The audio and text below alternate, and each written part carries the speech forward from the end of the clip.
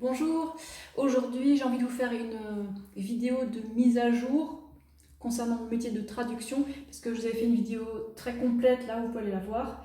Je ne vais pas revenir sur ce que je dis là-dessus, je vais juste vous parler des différences que j'ai pu remarquer concernant mon métier depuis l'année où j'ai fait cette vidéo-là.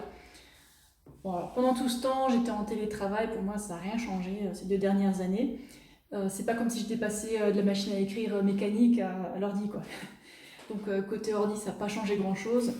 Par contre, ce qui a changé, c'est les tarifs dans une certaine mesure et surtout l'arrivée de la traduction automatique de grande qualité, on va dire. Quand l'intelligence artificielle commence à faire ombrage à mon métier, voilà, il y a plein de métiers qui sont un peu menacés, mais c'est pas la catastrophe non plus. Je vais vous parler de ces petits changements. On va commencer par les tarifs. Bon, vu que j'ai plus d'ancienneté qu'avant, là ça fait quoi 13 ans d'ancienneté maintenant, presque. Du coup, pour moi, c'est sûr que c'est plus facile de trouver des agences de traduction qui veulent travailler avec moi. J'ai aussi pu augmenter mes tarifs, mais bon, ça c'est normal, c'est l'expérience sur le CV, hein. Ça justifie un tarif qui est un peu plus élevé qu'au départ. Parce qu'en sortant de la faculté, c'est sûr qu'il y a moins d'agences qui veulent travailler avec vous et ils vont moins vous payer a priori, quoi, en moyenne. Après, je ne peux pas vous parler des spécialités que je ne connais pas. Moi, je donne juste mon point de vue de moi, traductrice dans mon domaine. Je ne peux pas vous dire ce que pensent les agences de traduction. Si vous voulez savoir si votre diplôme est accepté par les agences de traduction, demandez-leur directement, moi je ne sais pas.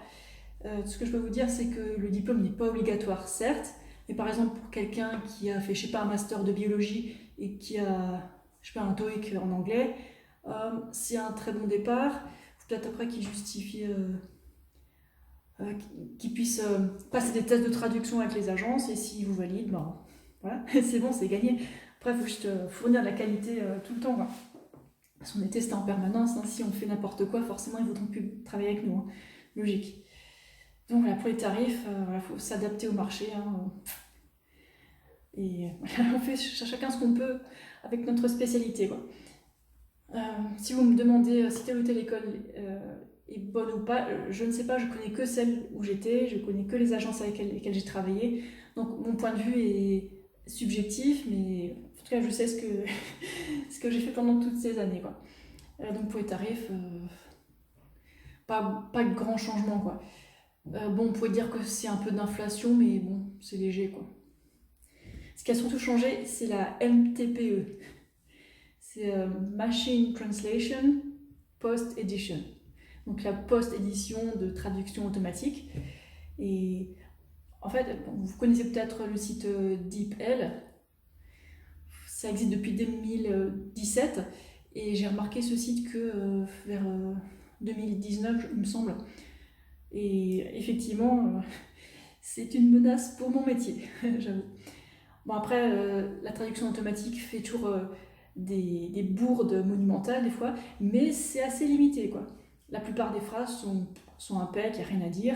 Et puis des fois, bon, c'est pas une intelligence humaine. Enfin bref, il faut passer derrière l'intelligence artificielle pour s'assurer qu'il n'y a pas eu d'erreur gênante ajoutée, quoi. Mais en général, c'est une très bonne base de traduction, ça permet de gagner du temps, à pas tout taper à la main, surtout dans des projets qui sont très énormes.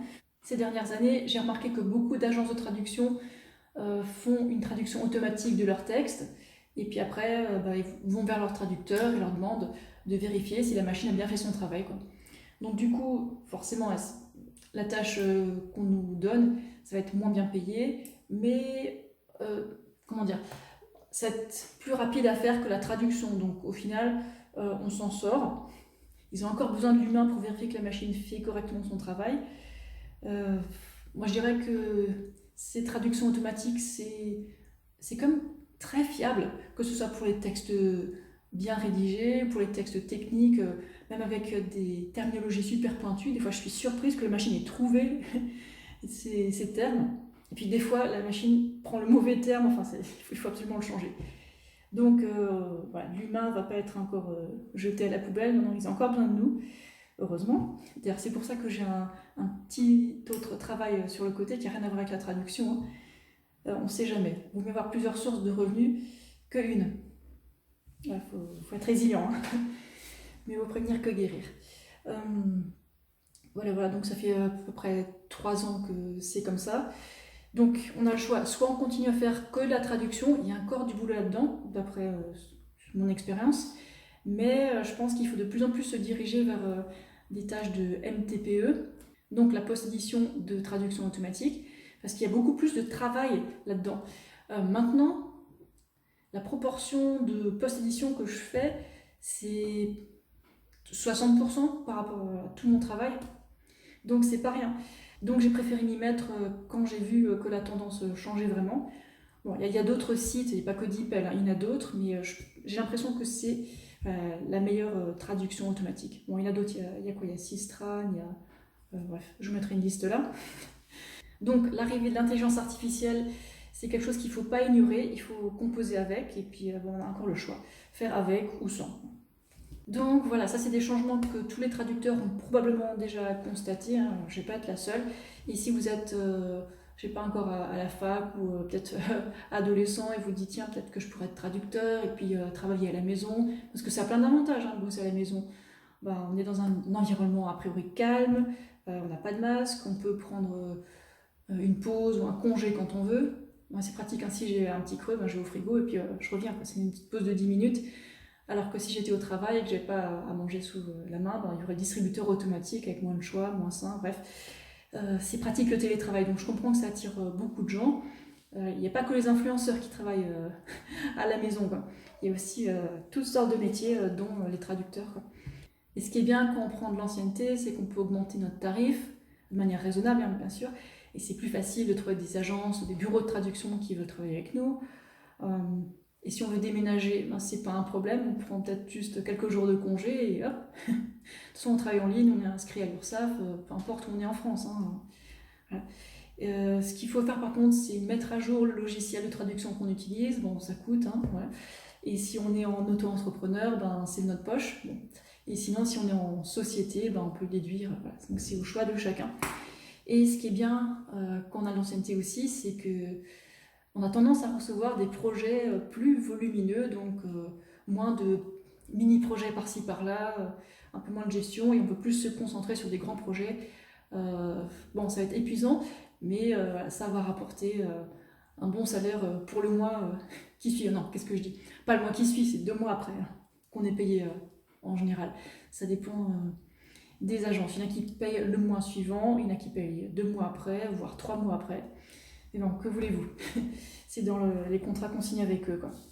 Ok, avant de conclure, si vous avez des questions sur mon métier de traducteur, allez d'abord voir la vidéo numéro 1, parce que je pense que la réponse à votre question, elle est là. Mais si votre question n'est pas couverte par la présente vidéo et la première vidéo, ben, n'hésitez pas à me laisser une petite question dans les commentaires, et puis j'y répondrai. Voilà, c'est tout. Alors je vous souhaite une bonne journée ou une bonne soirée. Ciao!